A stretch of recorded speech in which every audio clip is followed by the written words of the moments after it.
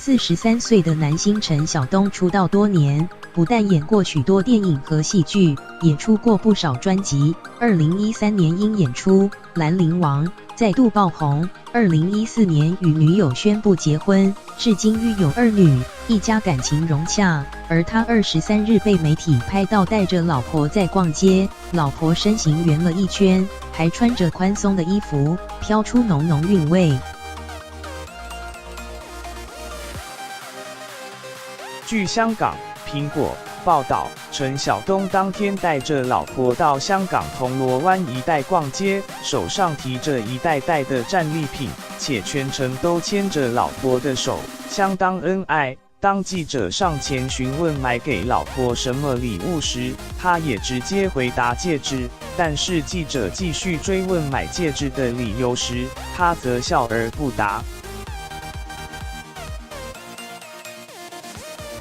不过，陈晓东逛街全程都护着老婆，似乎生怕老婆跌倒或被撞到。而且陈晓东老婆身形还圆了一圈，也穿着宽松的衣服和平底鞋，韵味十足。当记者询问是否有第3胎时，他仅微笑没有回应，却也不否认此事。随后就护送老婆上计程车离开。